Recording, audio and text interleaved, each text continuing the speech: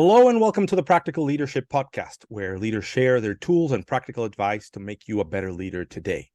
Today on the show, we have a world-class CEO, a founder, a podcast host, a teacher, a mentor, an overall industry and community leader, and most importantly to him, a family man.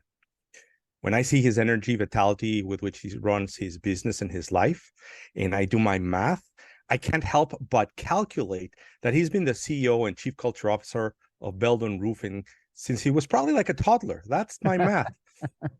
So he's also the founder of Osby Teams Software. We'll actually talk a little bit about that. He sits and leads multiple boards. He's a UT graduate and a passionate football team fan. I could go on, lots of accolades, but let's hear from the man himself. Brad, welcome to the podcast. I'm thrilled you're here today. Thank you for having me. I'm excited to be here. Excellent. So, Brad, what's something good, fun, happy that's been happening in your world over the last few weeks or months? Well, I think, having our son moving up in the business and looking at the future of the business, I think first time I've seen, that change of, I'm only 59. I don't feel like I'm ready to retire. And I have, I see another 15 years, but it's kind of fun to watch him start to take some initiatives and start to want to grow up, move up in the company and take on some leadership roles. And that's exciting, to be able to pass the torch to the fourth generation. Not many businesses, especially construction businesses, make it past the second generation. And so we're excited to be pushing it to the fourth generation. That is a big thing, right? The third generation being successful and then on to the fourth one. Not surprising, right? You're so centered around the business, the community, and your family that that's where we're gonna get our good news for today. So leadership, right? It's our big conversation for today. You just mentioned your son kind of moving up in leadership positions in your organization, but the concept of leadership is always one that's intriguing to me, and I'm always curious to know where somebody first gets the concept, the idea of leadership in their life. Was it through business? Was it through family? Was it how? So for you, when did this idea of leaders show up in your life? So, I think you can either be born with it or I think you could learn it, right? And fortunately, my siblings and I were raised by two natural leaders. And so from when we were little until now, we continue to be coached on an ongoing basis by both of our parents who they ran this business for a very long time. They're both civically involved. And, my dad has headed more chairs in San Antonio than I know, at least a dozen, local and national. And so I think that having that, from when we were little all the way up, I think that helped us. And the fact that we have open communication with our parents as leaders, right? And they're not afraid to tell us when we did something right. And they're not afraid to tell us when we did something wrong. And, most leaders don't want to hear about the wrong, but if you're not willing to accept criticism, you'll never get better. You'll just stay stagnant. And so I think that my siblings and I were extremely fortunate to have our parents be such incredible role models. So that always makes it a lot easier when you can see it in action, and it almost builds a sense that that's just how you do things, right? Like you didn't have to work at figuring stuff out, that you just kind of followed on that path. But you mentioned something really important, and you said that leadership could be natural or it could be learned. And I believe that there's a bunch of different ways to learn, but I want to hear yours, right? How does somebody learn more about leadership, how to be a better leader, how to evolve? So those that know me would say, do not buy Brad a book because he's not going to read it. I don't know how many audiobooks I have and how many books I have. I'm just not a fan of reading. That's just doesn't come natural to me. I don't have the patience for it. And so I learn obviously from my parents. I learn from making mistakes, right? You can't be afraid to fail if you want to be a leader, and you have to be willing to accept when you do fail. And you have to be willing to let your team fail. And if you hold their hand all the way, they'll never be successful. And, my parents let all four of us fail, but they were there for us when we were successful, and they were there to coach us when we weren't. And, I just look at sports. I try and use sports analogies in everything that we do, and whether it's our family life or business life. But, you take a professional athlete who's nowadays, basketball player, I don't know, $30-40 million a year, the numbers just start not making sense. And the greatest free throw shooter of all time only shoots 92% accurately, right? It means he misses 8 out of 100, right? Is that failure? No, I don't think so. I mean, that's just as good as the human being can be, right? And so you have to be willing to accept, what can you do? What can you accomplish? And, I look at how they're treating Zach Wilson with the Jets, right? And you got the media bashing him every day, telling him he's a horrible quarterback and he doesn't know what he's doing. He doesn't need to be there. But if you look at what he's accomplished at such a young age, there's only 32 of them, right? Only 32 people get to that leadership level. And so he's having all these people tell him all these things he does wrong. Nobody ever talks about the 40-yard pass that he nailed, and somebody was running right at him to hit him. And so I think that you have to accept the good with the bad. And I think leadership, probably one of the key things I learned from our parents was trust. You have to be willing to trust people. And that's hard to learn that skill set. I'm probably not really good at it yet, still learning. And, it's almost, go back to the quarterback position, right? You got to trust that you're throwing it to a spot on the field. You got to, before that receiver even makes a break, and you got to trust that receiver is going to run the route exactly like planned. And if he does, that ball is going to be there, right? It's the same thing in business. You have to trust that, when the material delivery is going to show up at 8:00, that the foreman's got the crew on the roof and the crane's on site to unload the materials, right? You got to trust that all those pieces of the puzzle are working together. To me, that's how you develop effective leadership teams. I completely agree, and there's a lot here to talk about. You've given us a lot so far. I'll start with where one of the things I don't want to get too far into, but I love that you mentioned the 98%, the 92%, right? It's like you got to know your numbers, you got to know your stats, you got to know your benchmarks. So what are you comparing yourself against? And if you don't know what you're comparing against, then anything could be good or anything could be bad. So that's really important. Trust, huge conversation. We'll get into it. I want to clarify something, because I don't think we have the right understanding of what failing means, and what things it's okay to fail on and what things it's not okay to fail on. So can you elaborate a little bit on that? Like what is something that is not okay to fail on, and what is something that is okay to fail on? Well, I'll give you a perfect example. Years ago, 10 plus years ago, I came up with a concept which ultimately led to the product name Roof Monitor. And what I was doing was measuring the live load on top of a rooftop to try and prevent roof collapses during inclement weather. Well, it was on paper, it was a great idea. And in principle, it was a great idea. But 7 to 8 years through the process, I discovered that the cost of implementing the system was more than the cost to remove the snow or the water from the roof, right? And that was a very costly mistake. A lot of time and effort went into it. But what I learned, though, I applied towards Osby and used a completely different strategy in developing our software platform that resides on Salesforce, and that I wanted to find a way to outsource some of the activities and not have a lot of money going out in engineering and stuff to begin with without any return. And so I learned a valuable lesson. I still think Roof Monitor is a great product. And 5 years, 10 years down the road, those patents are out there. They'll probably protect us somewhere, but somebody will figure out a less expensive way to save people's lives. And so you have to be willing to take chances, and you have to be willing to fail. So if I'm hearing it correctly, you can fail on innovation, you can fail on progress, you can fail on trying to do something better.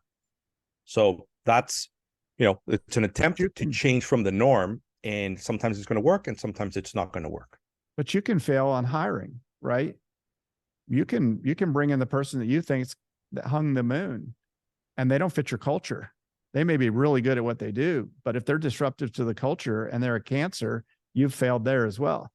So there's many ways to fail in business. So let's talk about that one for a second. So I think you fail, you recognize it, and then you correct it. But is it okay to consistently fail in hiring the wrong fit for your organization? That's where I think I'm going with this, right? Like there's things you don't want to continuously fail at. Correct. And there you have to ask your question, why do I continue to fail at that, right? And so on the things that we continue to fail at, that's when we bring in outside consultants and do a 360, right? What are we doing right? What are we doing wrong? We wake up, our philosophy that my grandfather and my father taught me, what did we do right yesterday? What did we do wrong yesterday? What are we going to do today to get better? And if you're not willing to look at those things and improve from that and take the constructive criticism, whether it's an internal or an external employee, you're not going to be successful. And even there, success is still going to be hard because you still have competition, right? And you have a lot of things outside of your control. I'm going to point this out for our audience because you just said something super powerful that I just don't see enough companies do. And to you, it's natural. You learned this from your family, but the debriefing, right? Like debriefing your day, analyzing how it went, figuring out how to get better, and doing it every day, right? So talk about practical advice. Do that, right? Do that. So I'm going to let you repeat that one more time because it is super powerful. I don't see it enough. This is how you actually consolidate the learnings and allow you to continue to improve. But that lesson we use at home, just like we do at work. So it's, what did we do right yesterday? What did we do wrong yesterday? And what are we going to do to improve today? And so when a new member joins our team, we say, here's Monday, here's Tuesday, here's Wednesday, here's Thursday, here's Friday. Well, Monday doesn't start back here. Monday starts right here, and then we keep on climbing. And we're looking, I tend to say that I have unrealistic expectations because I want to be the best at everything. And the more I look at it, that's not necessarily unrealistic. I have higher expectations than norm because somebody can win, right? In everything in life, somebody's better than somebody else. Why can't that be Team Beldon? Why can't that be my family? Why can't that be my kids, right? Somebody's going to be better than everybody else. Somebody's going to be Michael Jordan, right? Somebody's going to be LeBron James. And they weren't born into that role. They weren't born with that skill set. I mean, you just take any of those professional athletes, and they weren't born, they had to learn that skill. Yeah. So what a powerful idea. You set a high expectation and then you actually act in accordance with that behavior. And you said something a second ago that I really want to connect to this, because you said, if there's something we're not the best at, we're not good at, we're failing at, then we bring in some help. Tell me a little bit about that, because I'm sure there's so many companies that look at you as a standard of execution in the construction industry. And then you're saying, wait a minute, you bring in consultants? Like, aren't you guys that already know all of it? So, this family at work, we spend more time together than I spend with my blood family. And so, what we talk about every day is that we have roughly 1,920 meals a day that we serve, right? 160 employees, 4 family members, 3 meals a day. If any of us fail, maybe somebody doesn't eat, right? That's all of us. Every single person in our ecosystem has to do what they were supposed to, and we have to count on them to do that. And sometimes we don't do a good job. And so, just like if you have family rifts or personal disagreements, sometimes you just got to bring somebody in to help you work through those differences. You get stubborn, you get into your ways, and it's hard.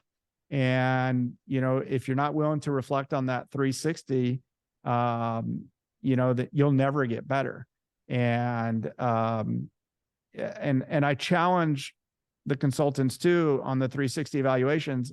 If you benchmark them, and I had a discussion with one earlier, if you benchmark them with the same people over time and those people's experiences change, it can't result in the same benchmark, right? Can't, because we're all influenced by our experiences in life, whether it's at work or at home. And so, so to me, a 360 is a snapshot today, period. It's nothing more than that. And I, as a leader, none of us can impact what happened yesterday. What we can do is take the lessons learned from yesterday, apply them towards what we're working on today, and try and get better at what we do. And, you know, compounding 1%, if you got 1% better every single day compounded, that's a huge number, right? And people don't understand that. It only takes a little bit every day to get better to be really, really good at what you do. I love it. I'll tell you a quick story. I used to work for Procter & Gamble in the marketing department, and somehow I learned that we were the company that spent the most amount of dollars in marketing consultants. So I turn over to my boss and I say, wait a minute, aren't we supposed to be like the smartest marketers in the world? And this wise man, right? Only like 2 years older than me, looks at me and he says, yes, Max, that is exactly why we're there, right? So, and you're saying the same thing, right? You're bringing in people that know maybe a little bit more than you, or help you in a few different areas. I'm just super curious. What areas have you brought in consultants for? Well, the one that we've brought in today is that we are working with today is building the next level of managers, succession planning. You know, being 59, you know, I probably got another 15-year runway, but how do I train? I've been doing this since I was 12, so I'm 47 years into this. I wasn't that far off. And so, so what comes to me naturally may not come natural to my son or some of the other members of that future leadership team. And so how do we take those experiences that this current leadership team has and work them through that? And, you know, what's interesting and one of the biggest challenges that we face today is social media has changed, has leveled the playing field, right or wrong. It exists. And you can do something really stupid and it can impact your company without any ill intent. And so, you know, you have some things that didn't occur 10 or 15 years ago, outside influences that you never thought about. And today you have to take all that into consideration, and you almost have to be more proactive than reactive. And to me, over time, leadership has always been reactive. And I think now in today's time, it's proactive. Plus, team members that are my son's age, they have a different philosophy on work. You know, I was just going to say we're going to have millennials as clients. Right or wrong. I mean, they'd rather work 30 hours by Tuesday and take the rest of the week off. And it's hard for my generation to adapt to that mindset when we're in the customer service business. And for us, weather we can't control. So if it rains at 10 o'clock at night on a Saturday night and the customer's calling, that's no different than them calling at 8 o'clock on a Monday morning with the same problem. Our job is to keep water out of homes and businesses. It doesn't matter when it happens. And this next generation, I'm not sure that they quite understand the correlation between a customer's needs at 10 o'clock or 2 o'clock in the morning versus during the daylight hours. So this takes me to the question that I've been wanting to ask you for a long time. And what we're seeing is that let's call it millennials, right? Which I love, by the way. Any millennials out there, I love you guys. It's just that you have a different set of values. What is important to you guys is a little bit different than what used to matter to your parents or grandparents. And I, you know, there's a whole explanation to that. But values are a centerpiece to you. Culture is at a centerpiece to your organization. And one of the big challenges that I see is that culture is something that you do, not just something you have on paper. right? You talk about it and then you take actions, and there are behaviors associated with it. And I see few examples better than yours, and we only get to see a little bit of what you do. Tell us a little bit about your culture, the behaviors associated with that culture. How do you make it come to life? Where did you learn about all these things? That to me is the difference between today's great leaders and just people that talk about leadership. So we have 78 team members in our 77 years who have been here more than 20 years. Some are no longer with us, some are deceased, but over the 77 years, 78 team members. Of those 78, 32 of them have been here more than 30 years. Wow. The 33rd will be in November, and the 34th, I believe, is at the beginning of November and the end of November. And the 35th is next year. And so I think you ask yourself, why do they stay, right? I think that the culture that my grandfather built, that my grandparents built, and my parents built, is no different than the one that Susan and I, along with Danny, who is my right hand, have built, is that it's family first, right? And our family at work is just as important to us as our family at home. And it, operating our business has not necessarily been on the bottom line, maybe right or wrong, and it should have been, but it's more about how do we help the community? How do we help our family, internal family, whether it's home or here? And so we do things that are impact the bottom line, but we don't look at it that way. We like, why wouldn't we do that, right? And so we've always paid for healthcare for our employees. Nobody in our industry does that. I pay 100% of all of our employees healthcare.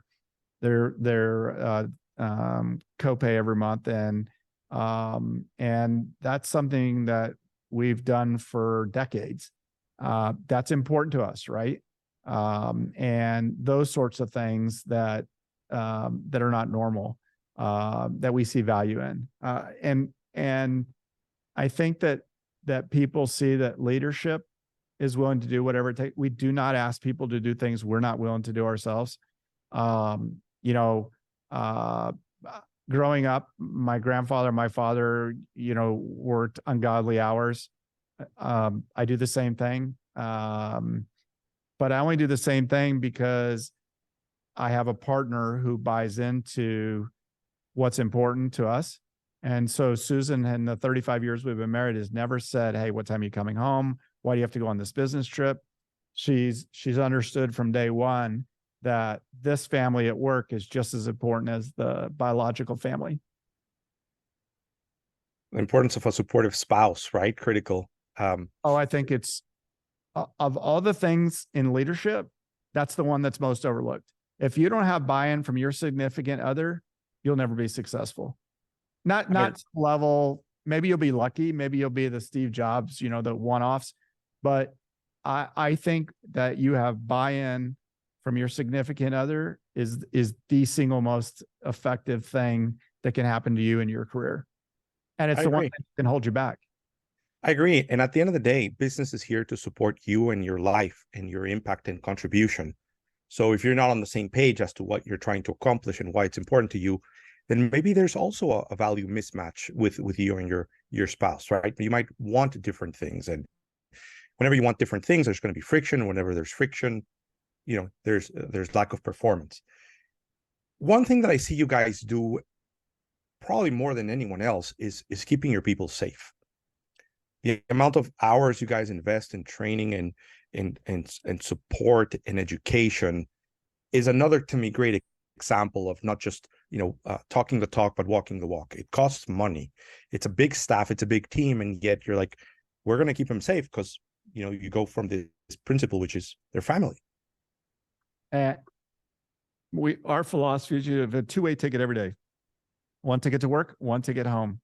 And we're going to take you home, get you home in the same condition that you came to work in. And we work at it every single day. Safety is everybody's responsibility. And if anybody sees something that's unsafe, they got to shut it down, right? I don't care what your title is. And we're not firm believers in titles, but whatever leadership role you have, even if you're the lowest paid person on the totem pole and you see something unsafe, it's your responsibility to shut the job down. And we work at it every single day. And, we're proud. We've gone more than 3.5 million consecutive hours without a time loss accident. Statistically, that's, unheard of in our industry. And that could stop it even with a car accident, right? That wasn't even our fault. And so we've been extremely lucky, but I also think luck is where opportunity meets preparation.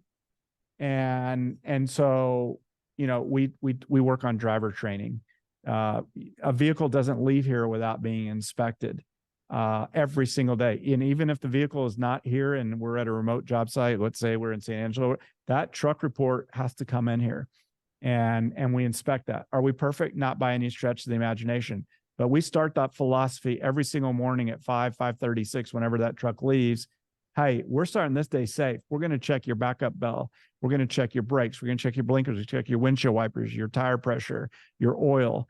We actually pop the hood and make them check the oil. And we put a cone in the front and the back in our yard so that they go around and make sure that there's nobody in front of them or behind them when they get ready to move the vehicle.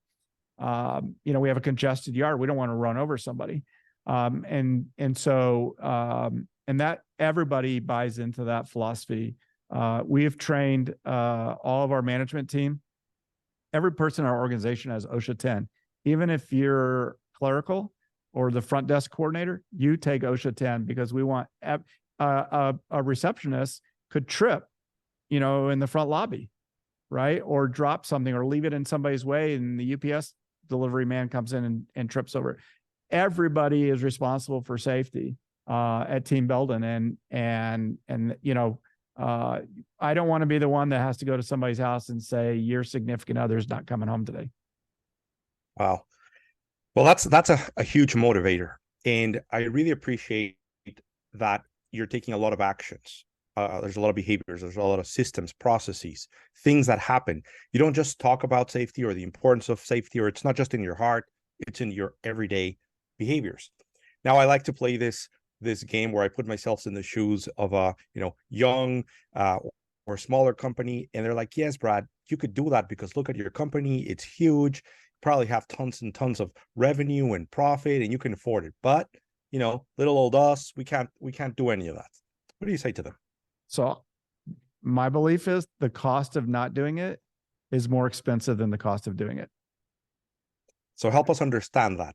So if you have an incident or accident on a job site and somebody hurts themselves, the workers' comp costs or the medical claims can far exceed the costs associated with doing the proper training and morale, right? And safety to us also is a tool for recruitment, right? People want to work where they're safe. I don't believe somebody wakes up every day and says, I want to go work at the least safe roofing company in San Antonio because I want to go get hurt today. I don't think human beings actually feel that. They want to come home to their families. Yeah. So with shortages of people out there and being able to hire, I'm guessing that if there's a roofing company out there and there's somebody that wants a job, their first choice is going to be you, right? They're going to look at your reputation. They're going to look at all those people that have been there, for 20, 30 plus years. You're living the values every day, and you're, like the Google of roofing. That, who wouldn't want to work there first? Which also makes it easier. You get your pick of the litter, right? You're getting the best, the most talented, the better fitting people, and the rest goes, somewhere else. And we work long hours. Our expectations are very high, and we tell prospective team members, hey, if you make it through the first year here, you'll probably be a lifer, because our expectations are pretty high and maybe different than what you're accustomed to. Setting high expectations, that seems to be a subject that shows up quite a bit. Where else do you have high expectations? Meaning, in what areas of business do you have high expectations? It's in every aspect of our business. It doesn't matter when we look at a roof, if the roof lines aren't straight, it frustrates me. It's no harder to put it on correctly than to put it on incorrectly. And so our philosophy is do it right the first time. And so if you make a spreadsheet, if you deliver a backlog report, check it, right? Don't come back a week later and say, oh my gosh, I left a job off. What are the checks and balances to make sure that whatever your responsibilities are within the organization, that you're doing it correctly? Because other people are depending on that information to make decisions, right? And so if you have a backlog of X and a customer says, hey, I need a roof next week, and you're looking at your backlog and you're like, hey, I'm sorry, Mr. Smith, but I can't do it till the following week. Well, you might lose the job. But if you tell Mr. Smith, yeah, I'll do it next week, and then you realize your backlog was wrong, and then you can't do it next week, now you have an unhappy customer, right? And, I think what we try and tell our team members, communication is very, very important in the success of any organization, whether it's internal communication or external. And communicating bad information isn't bad as long as you're communicating it effectively. People are willing to accept delays or that something went wrong, but that what they're not willing to accept is for you to tell them 2 days after the fact and not show up, right? And they don't even know you weren't there. If you say, hey, crew called in sick, we don't want anybody on your job site, we don't want anybody sick at your house or your office, versus having the customer call in and say, hey, how come the crew hasn't been here for 2 days, right? And so we try and be very proactive on the communication. Part of our Osby platform is a daily transparency report, which we send to the owner and to upper management. We call it transparencies because we all get it at exactly the same time. Misspelled words, things that shouldn't be in that report, but we're transparent. We're human beings, and we're trying to tell look, this is the deficiency that we found, or this is what we were doing right. And if it was deficient, what do we do to fix it? Right? Cars have warranties. You take you buy a car 3-year 36,000 or 3-year 50,000. Why? Because people expect a car made on a manufacturing line to have problems.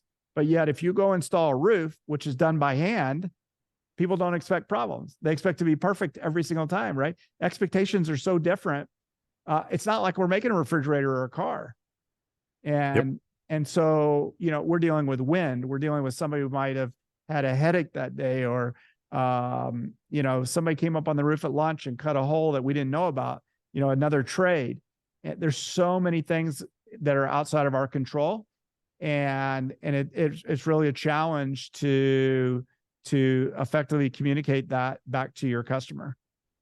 I love that point. It's something I definitely talk about quite a bit, which is you've got to stay in contact with your team, with your clients. And I love how you say it, right? So even if it's bad news, the clients, the people are willing to take it. But what they're not willing to put up with is no communication, breaks in communication, right? The uncertainty and anxiety of not knowing what the heck's going on versus knowing whatever happened, right? Well, and even if we flooded a home or a building, if we handle it professionally and we have the water extractor company and the carpenter and the carpet people or whatever, and we do it effectively and we put them back to the condition that they were in and we treat them professionally, they tend to appreciate that, right?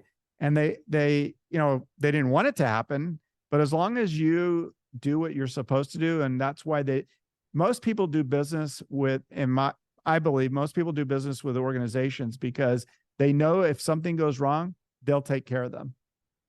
Yep. Right. Yep. And that's why people might be willing to spend another 1% or 2% to do business with a reputable organization, knowing that sometimes things go wrong. Yep, they do. And then it's how you handle them that right. make the biggest difference. And I appreciate you kind of sharing with everyone. And the way you handle them, that actually can be a much better customer from a referral standpoint than one who had absolutely nothing go wrong. Yeah. I've actually, I was having a conversation today about just that subject. It's more difficult to generate energy than it is to transform it. Yes. So you can get somebody that's angry to fall in love with you, but someone that's flat, it's very difficult to get them moving in any direction, right? Well, so and then you ask them for a Google review and they're like, well, I expected 5 stars. What do you want me to write? right? I expected Yes. 5 stars and I got 5 stars. I mean, it's very hard when you set your expectations with the customer so high and Yeah. to meet that bar. And they're like, well, okay, that's what you were supposed to do. And so it's a challenge every single day. Yeah. On the subject of reviews, right? Like, talk about a change that's happened in the market.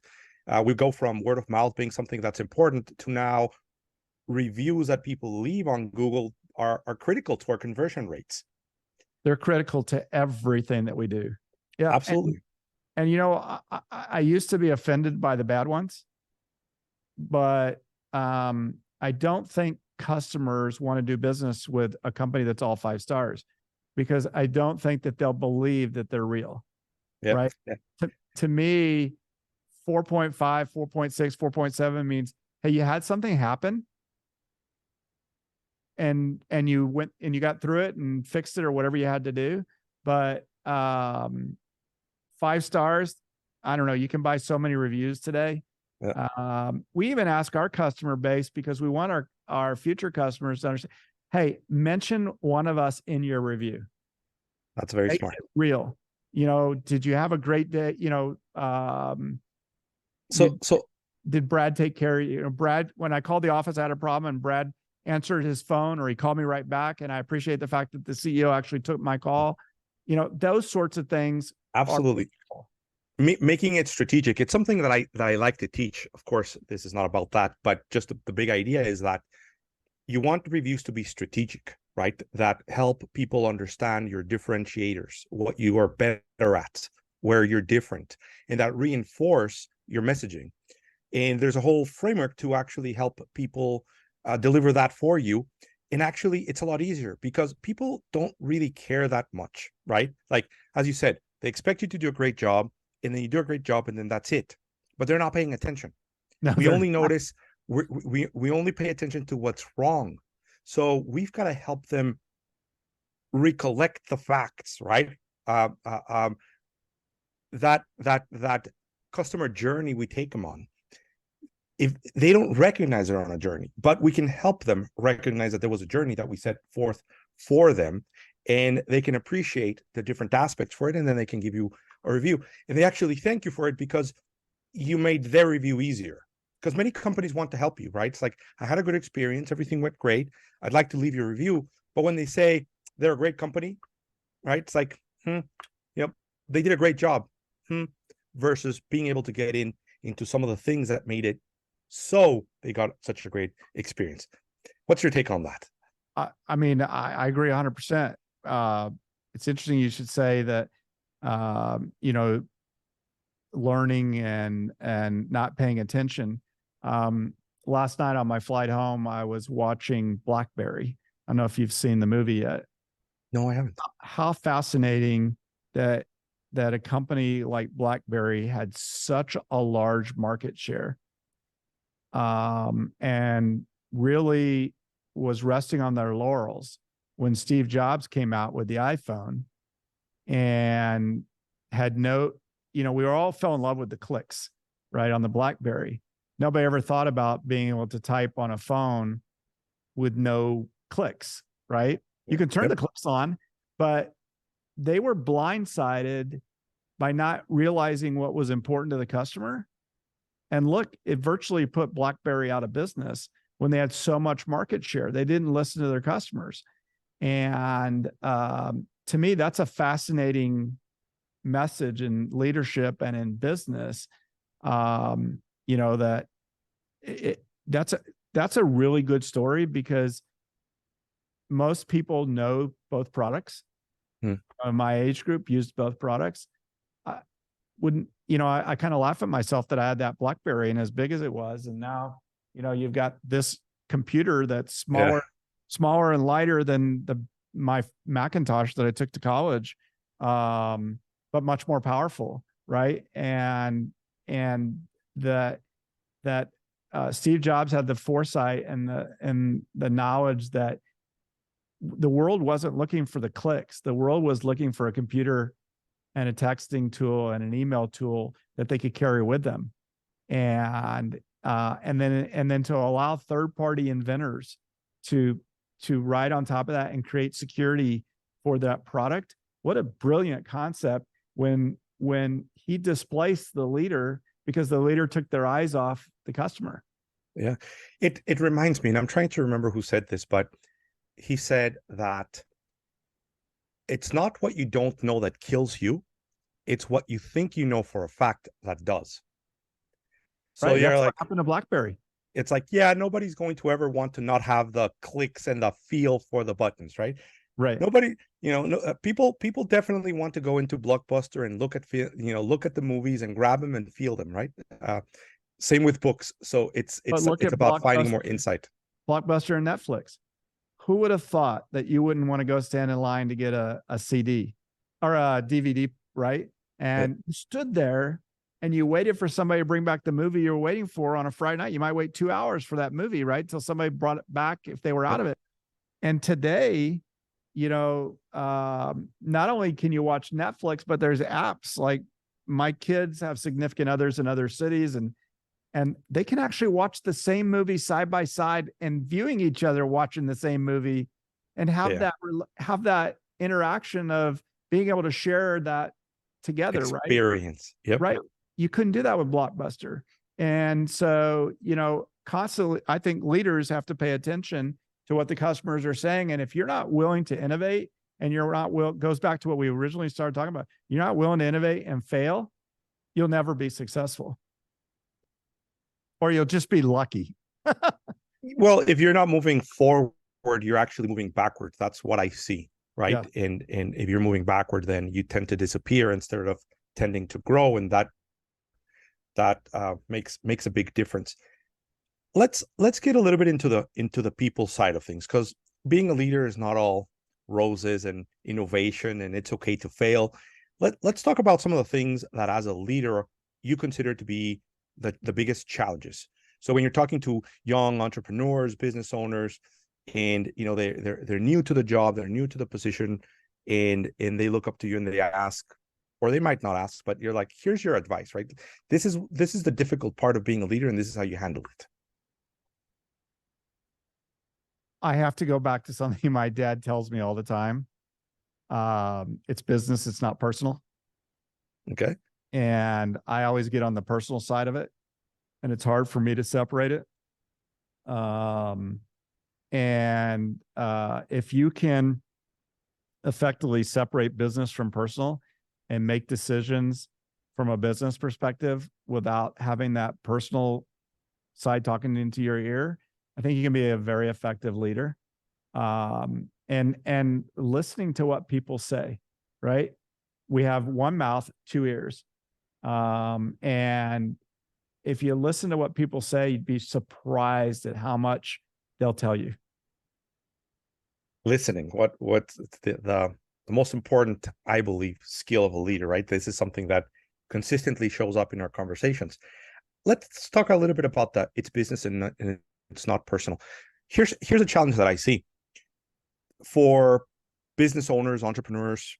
You're spending most of your hours at work or thinking about work, and it becomes part of your identity, right? So when it gets challenged, disrupted, there's issues to solve, it's your whole person, your whole being that is now being challenged, questioned, in trouble, whatever that might be, and it's difficult to separate yourself from what is happening.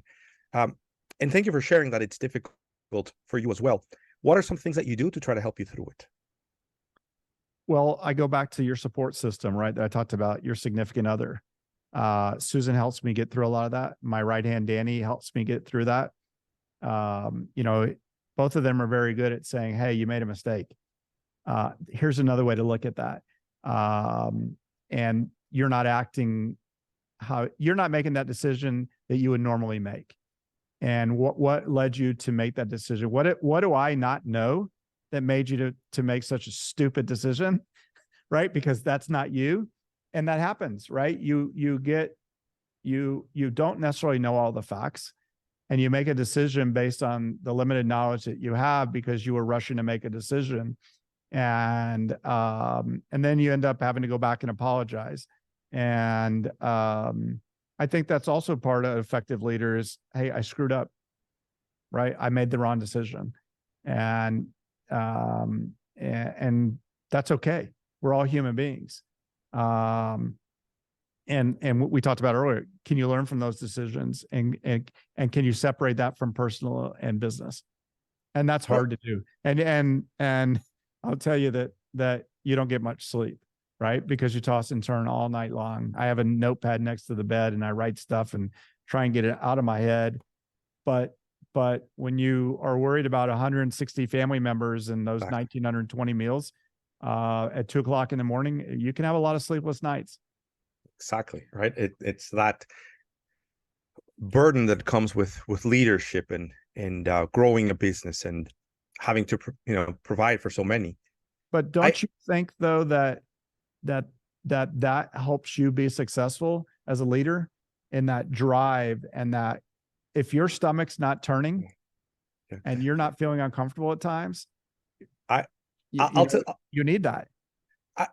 Absolutely. I use a thermometer. I call it a thermometer with my clients, and I ask a few different questions, right, that are difficult to quantify. But one of them is what's your level of stress on a scale of 1 to 10? What's your level of anxiety on a level of 1 to 10? And where do you want it to be, right? Because different people like to have a different level of tension. Just like an engine, if you have belts, it needs to have like a certain tension for things to run. If it's too tight, it'll snap. But if it's too loose, it won't turn. So the question is, what's the right level for you? Now, I do want to separate stress from anxiety. I don't want anxiety, right? Even though it could be a motivator, but I typically want low levels of anxiety, but I definitely want the right level of positive stress.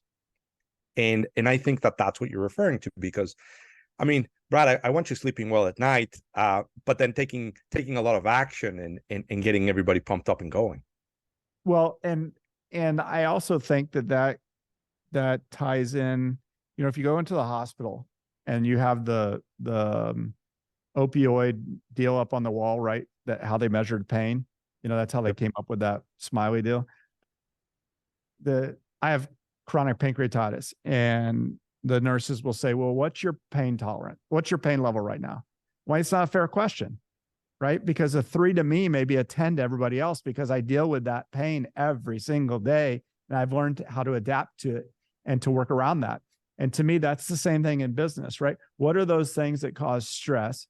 How do you get away from those things that cause stress? What are those avenues for you to release that stress?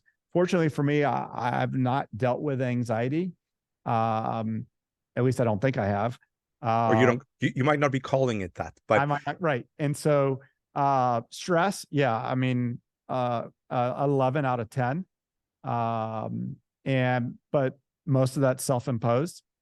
And so you have to learn to adapt to that. And what are the things that relieve stress for me? I mean, sports, spending time with my wife, going on a drive.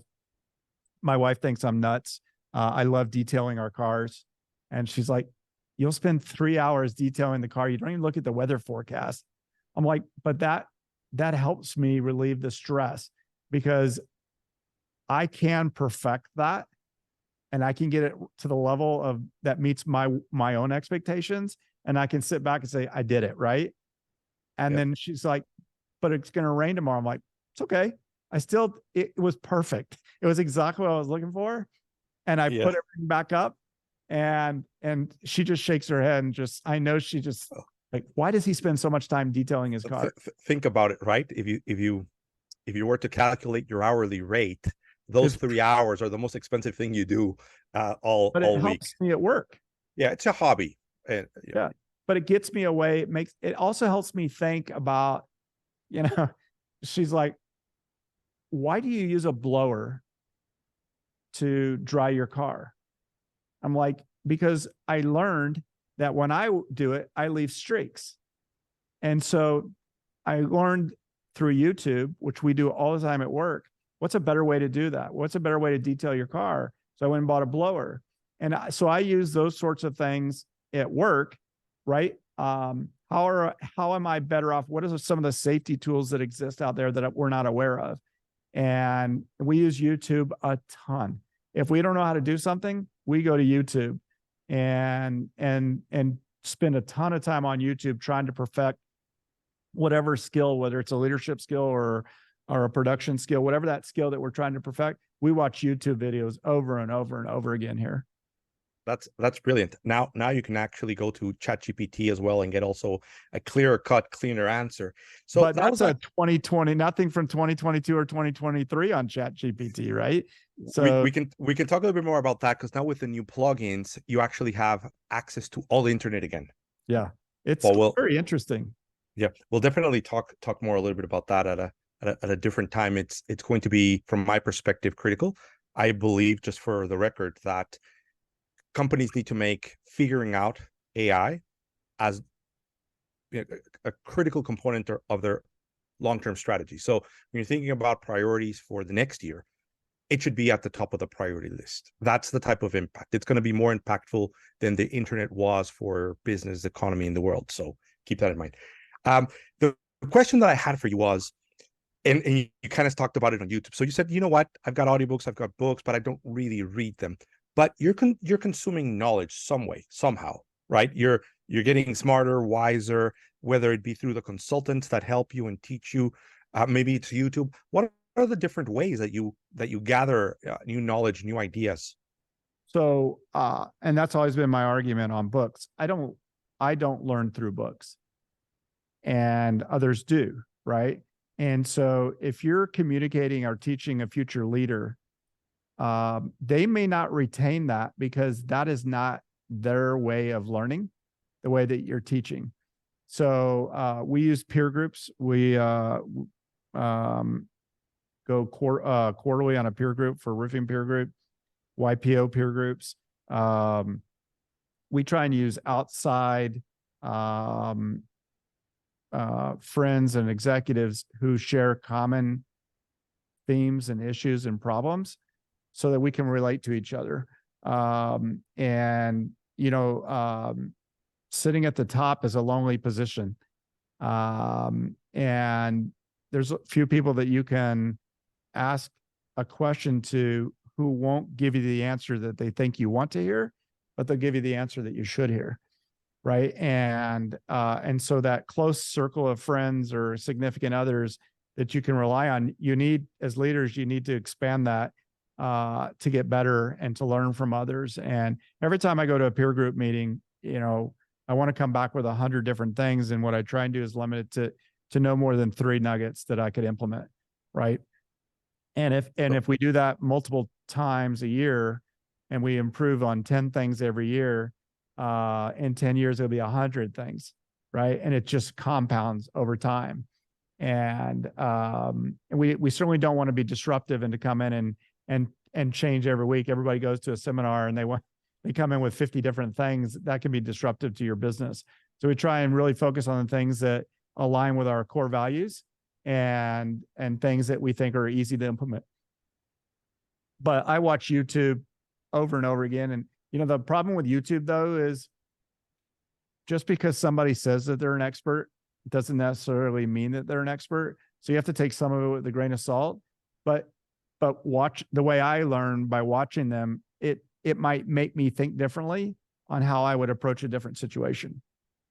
Absolutely. So you really like to understand like the principles as well when you're watching this, because you might question the fact, but you're paying attention to the principle that's in play. But the principle to me is what's important, because absolutely, because I apply that not necessarily from washing and detailing my car, but what did I learn from those videos on how to properly detail the car that I can use in my business? Yeah. And I also appreciate that, right? Because and I think going back to, you mentioned Steve Jobs a little while ago, you learn seemingly random things, but then you connect them in some ways that you didn't imagine, and then they help you, right? So I'm sure that drying your car with a blower might come in handy for something else that you do somewhere in the construction job, right? Well, it made me think there's a better way to do this, right? So is there a better way to put on a roof? Is there another product or a tool that our team needs to be effective? Are we providing them with all the necessary tools to be effective and to reduce injuries? And so it's a constant, got to ask yourself over and over again, am I doing the right thing? The one thing too, from an effective leadership, I think, you'll know if you're an effective leader if when you go to bed at night and you say to yourself, if everything falls apart tomorrow and you lose everything, I can be just as successful going forward if I lost everything today. Yes. Right? Because you have to believe in yourself, and you have to believe in your principles and your core values. And if you do that, you can do anything. Not that you want to lose everything, but you got to have that belief that it doesn't matter what happens, I can always do it again. It gives you the confidence to take action, to make difficult decisions, to take risks that you otherwise wouldn't, because if you feel like, hey, if I make this mistake, I fall to my death, then I don't want to do it. I mean, that was a bad example because of the industry. Then you wouldn't be able to work on it again. Yeah. Yes. Sorry. But that's exactly why you work so hard on safety. But the concept is, if you feel like you could make a mistake that's going to take your business to ruin and you'll never recover from that, you're not likely to take chances. But if you know that if everything goes bad, you'll build it up again and you'll build it better, then you have that confidence. I want to touch on something going back to the education. And I'm just curious because here's the thing. I do believe education and learning is critical, right? It's critical to us as humans, and it's critical to us as leaders. What I also believe is that there's many ways to consume content and information. So if you're not the book reading type, that's okay. If you're not the audio type either, that's still okay. But you've got to have vehicles to gather this knowledge and information. Something that is very consistent with the leaders that I talk to is, especially the business leaders, they tend to have three types of resources of knowledge, let's call it. They have a peer group, they have an industry peer or an industry coach, people that know their business very specifically, and also many of them have someone like me, right? A growth framework, an overall picture, growing your business type, and they become resources that you then leverage. There's also a bunch of information out there. There's summits and workshops and trainings. What's your thought on those? We do those as well. We look at those as more of a networking. At the breaks, you ask questions of your peers who aren't necessarily maybe in your peer group. Like, how do you handle leads? Hey, we're not getting the phone to ring. What are you doing effectively? We tend to see those as networking opportunities. And so we try and go to as many of those as we possibly can, and to send, as many managers as we can. We're not looking for a trip to Vegas just to go party. It's work, right? And when we invest in people to go to be trained, we expect a return. We want them to bring back a recap. We don't want them to be texting or emailing us throughout the webinar or the seminar or whatever. Put a recap. Give us the 3 nuggets that you think that we could implement in the next year that you learned, right? And how would you do that? And what would you define success, right? And so that's how we approach it. And it's you touched on it, but in our surveys, we year after year after year, we'd like more training. And then when you go back and you list the things that you train them on, and they're like, okay, I didn't see that as training, right? Is that a failure on me as a leader? Or is that a failure on them as the recipient that didn't understand how we were training them, right? And I think if it goes back, we talked earlier about communication. If you're not asking, is this the type of training that you were looking for? Is this training effective? You're not being a good leader, right? Because even though you think you're investing in the training and you're doing what they say on the surveys, if it's not resonating with the recipient and your team member, then you're just wasting your time and their time and the money, whether it's a consultant or however you chose to give that training. I appreciate that. So you've got to ask for the feedback that confirms if you're accomplishing what you set out to accomplish. Right. And right? Some people are afraid to ask that question. Absolutely, because you could fail. Right. So nobody likes to fail. We spent all this money, we tried to do this, and then it doesn't work. I'd rather not know, right? I mean, obviously that's happening at a subconscious level. But your point is, it's scary to hear that you're not going to get the outcome that you wanted. but that's what you have to do if you really want to get the outcome. So you've got to be measuring. You've got to seeing if you're getting the outcomes that you wanted. Going back to learning, here's what I got, and I think it's super powerful because the truth is I don't hear this very much, and I love it. And to me, we've got to be leveraging our strengths. We got to be leveraging what we're good at. So if you recognize you're not good at one thing, but you're good at something else, then leverage that. And what I'm hearing and what I'm interpreting, Brad, is that you love people, you love talking to people, you love learning from people, and you're teaching that to your whole organization. So you're saying, you know what? Yeah, there's a speaker up on stage, and who knows what he's saying, and who knows what he's selling. But you know what? What matters is the guy next to me who's doing something. My company can be 10 times bigger, but he knows something I don't. Right. He's figured out something I haven't, and I'm going to be picking brains. So it's like a brain picker strategy, and hey, it works. It's worked, right? You've got a wonderful company, or more than one wonderful company that are growing, and just to be able to say, hey guys, you don't have to do it the traditional way. If you're good at something, leverage that and make the most out of it. So I don't know if you remember when the Spurs were winning their titles, somebody put out a video on how the Spurs' success, what made them successful. And in part of that video, they clocked the amount of time it took the Spurs to get the ball up the court and how many times they dribbled it versus how many times they passed it. So you have 15 people on the team, right? Everybody has 15 people. They have a salary cap, right? They all play by the exact same rules. The court's the same size everywhere they play. The ball is the same. Everything's exactly the same. But what makes a team win 5 titles in that short amount of time? To me, execution, right? Greg Popovich defined the roles.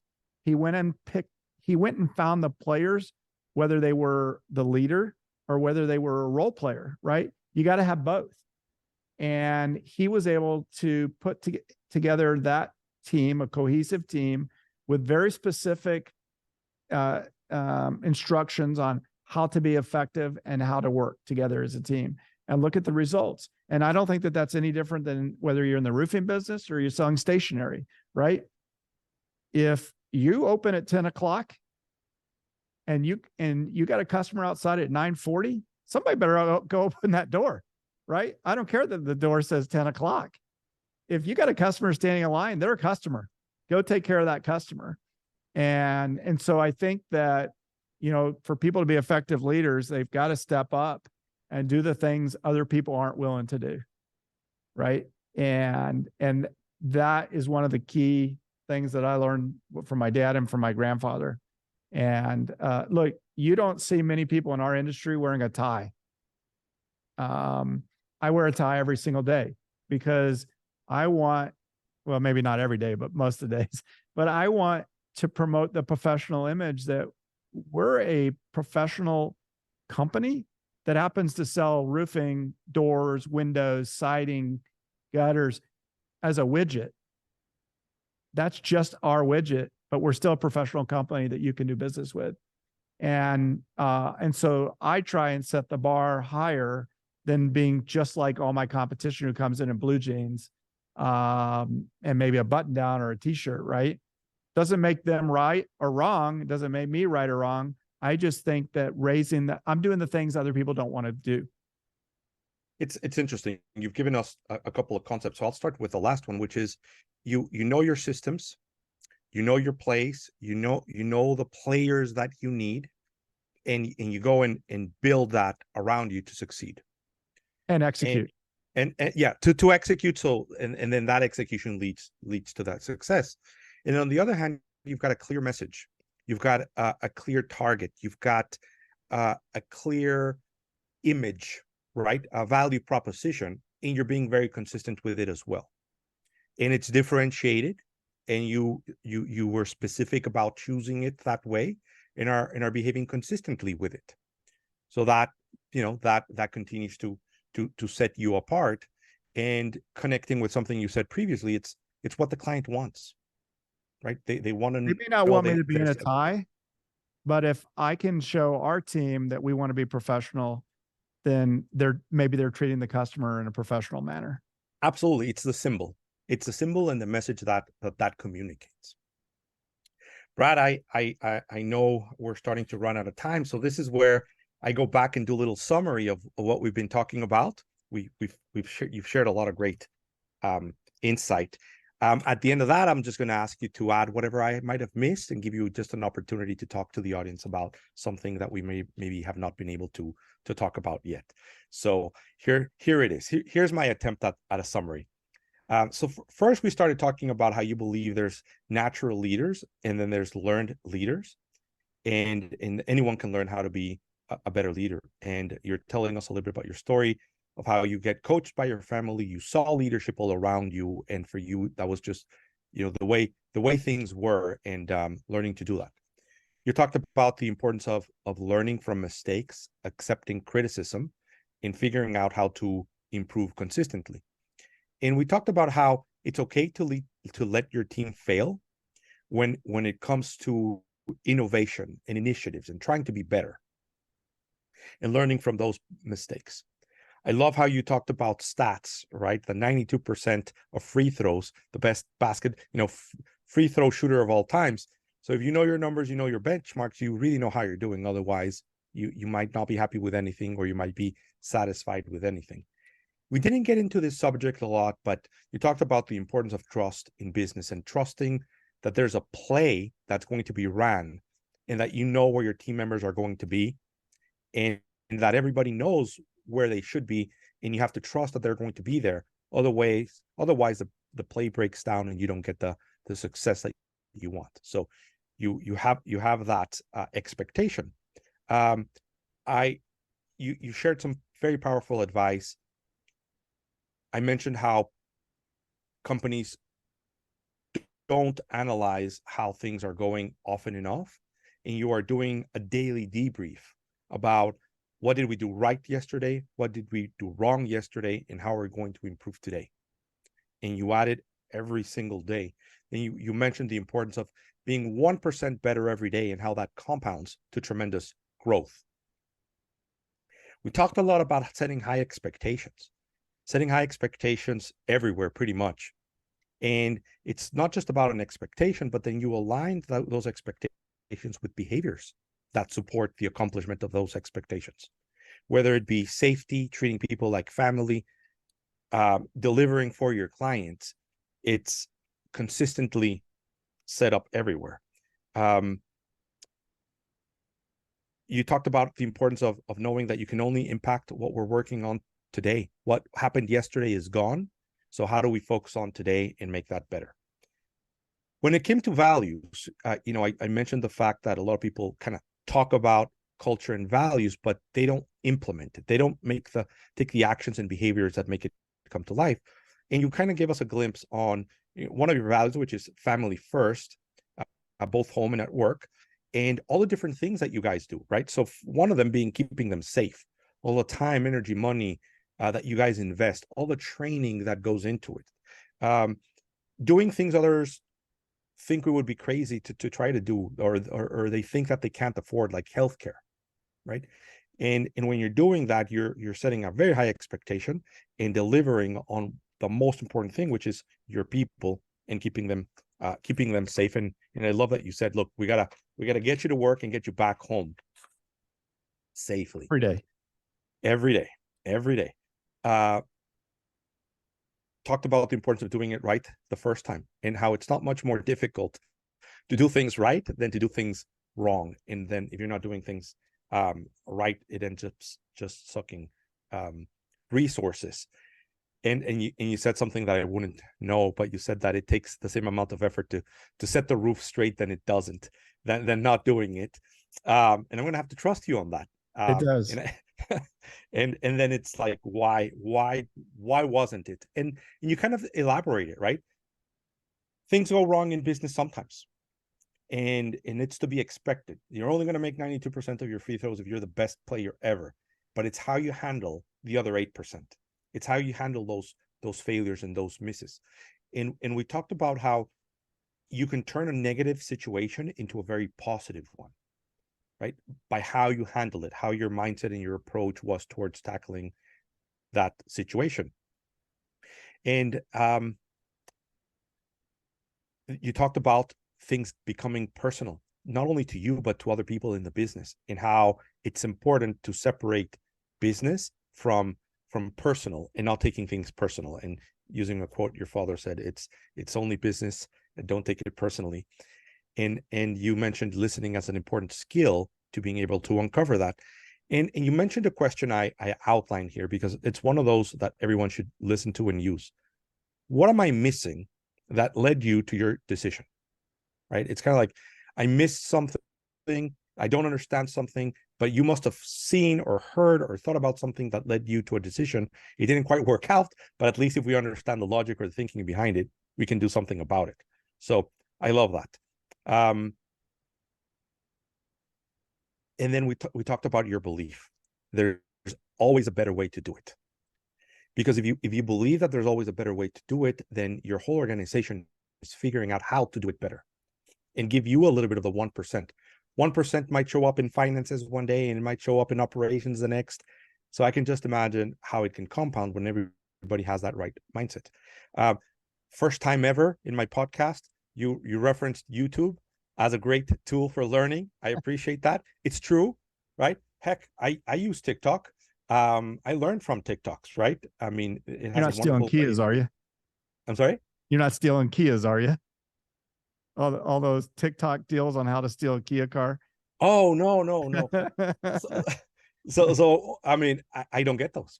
But it makes me wonder, Brad, what you're watching on there. It's a wonderful algorithm that just feeds you more of what you like. So I get to learn a lot about new things. Let's see. Learning through doing, not just knowing. And focusing on the few things you can really implement. And understanding the compounding effect. So that's definitely a recurring theme. One thing that we talked a little bit about that I also want to underline here is using your strengths. Talk to people, learn from them, ask them questions. They know something or have figured out something that you haven't. So it's not all in the books, and it's not all in the audiobooks either. There's a lot of ways of getting some great learning. Then this powerful thing, asking for feedback. So you're trying to accomplish something, you're trying to teach someone. Make sure you're going back to them saying, hey, did we get what we wanted to get out of this? You know, did you get the learning that you needed? Did you get the training that you needed? And not being afraid of getting a negative response. And then kind of towards the end, we talked a little bit about know your systems, know your roles, know what type of players you need to play the different positions. Not everybody in the organization has to be a leader. You also need position players, but the better you know and understand them, the better you can kind of put this team together and help you succeed and deliver, execute successfully. I'm sure I missed a few things, and I'm sure there's 1,000 things you want to talk about that we didn't get to, Brad. So here's your chance. What would you like to add that I've haven't gotten to? No, I think you did a great job. When you were talking about that, it made me think too. One of the things that I've always thought of in our own training is, and the 92% is an accurate number on the free throws. So if you think about it, for those of you who have been trained in basketball, the coaches are teaching the defense how to make the rebound on a free throw shot. Why are they doing that? Because they know that 8 of those 100 are going to come off the backboard, and somebody's going to have to get that ball. And so they're teaching you about competition, right? And that you can't take your eye off the ball, right? How do you block out the competition? How do you focus on the ball? How do you watch which side of the rim that ball is going to so that you know which way it's going to bounce? Those are the sort of things that you can apply in real world business from some of the highest paid teachers, coaches in the world, right? The best of the best. And they're teaching that one little skill. Watch it come off the hands, watch which side it hits, because it's going to come off that side. And you got to watch the guy next to you. Which way is he moving? And that's why you watch films, right? And so you every day we can learn as leaders, and we can become better at what we do. Maybe somebody down the road will shoot 93% and it would blow this all out, and I'll be wrong. but as of today, it's still 92%. And those are the KPIs, right? Learn your KPIs. And if your KPIs aren't right and you realize that that number is wrong, change it, right? You're developing KPIs for your own business, not for the world to see. And so you may be wrong. Maybe it was supposed to be 3.2 instead of 3.8, and you're beating yourself up over that you were never at 3.8, but really maybe the number should have been 3.2. And so I think if you're willing to look at those KPIs and adjust them until you get them right, you can become much more effective in your leaderships, with your leadership, if you're willing to accept that those KPIs may not be right. Other than that, I think you got everything. I appreciate that whole metric is another huge conversation to have. By the way, you could make a whole career out of just getting those rebounds, right, from the board. Just ask Dennis Rodman, right? Yeah, yeah. I mean, if you listen to what he'll tell you his skill, right? That's why he became so good at it, was that he listened to what the coaches told him about how does that ball bounce, and that's competition, and that's what we all face every single day. And you're only going to get better if you're willing to work at it. And Dennis Rodman did. Absolutely. So that's the advice, right? Go and do the work and know the numbers and know where the ball is going to bounce, and listen to your coaches. Of course, being a coach, I want to throw that in there, right? Listen to your coaches and learn from what they've seen before. Brad, before I let you go today, what is something good, positive, happy that's happening in your world? And then I'll ask you how people can get a hold of you. There's one more thing I wanted to ask you, and I'm sure we could squeeze this in. Your software. I love the fact that you developed it for yourself, figured out the kinks, figured out what was needed. It's a real important business tool, and now you're sharing that with the world. Of course, you're going to make a little bit of money from it, but it's a wonderful contribution to the business community. So, and we don't charge a lot for it because we want to improve the industry as a whole. And our price point's $35 a user. It's not very expensive. It costs 5 times that to buy the Salesforce license than it does to acquire our product. But we want to change the industry one day at a time and one company at a time. And by giving people the tools that we think they need to help grow their business at a very affordable price point, we think can help do that. I guess, I look at things a little bit differently. To me, I woke up this morning, the rest is icing on the cake, right? And a lot of people don't wake up. And so I don't look at it as woe is me and all the bad things that happen or all the good things that happen. I got another shot at life today when I woke up this morning, and I'm going to take every advantage of that all day long to, get better at what I do and to enjoy life, and to realize that there are a lot of things that encompass your whole ecosystem every single day. Work is only part of it. Yeah. But if you're going to work, then work smarter and learn where you're having fun. Yeah, absolutely. And again, and just to mention the software, I love it when a company like yours builds a solution like that, because it wasn't a bunch of engineers thinking about what features to use. It was people that were struggling and suffering through it day in and day out that figured it out for themselves, and then they recognized that everybody else has the same problems. We were using 7 softwares, and now we're using 1, right? And we didn't have all the data. How do you have the KPIs? How do you manage your business if you look across 7 different systems? And so we had to bite the bullet, spend the time. We spent years developing the software, and we can get a customer up and running in about 60 days versus years of doing that. And the beauty of our product, 100% customizable. There's nothing like it in the marketplace. There's a lot of really good products, but they're done by engineers saying, you're going to do it this way. And that's okay. That model works too. Ours is, hey, don't let the software dictate how you want to run your business. You tell the software how you want to run your business, and we'll kick out the KPIs exactly how you want them.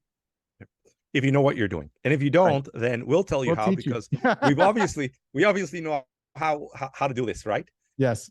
Okay, so back to the question, something good, happy, fun, positive you're looking forward to here in the next few weeks or months.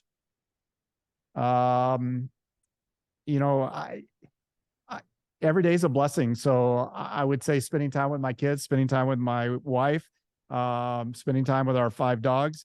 To me, just coming here and working and providing for others makes me a very happy, and my life is fulfilled that way.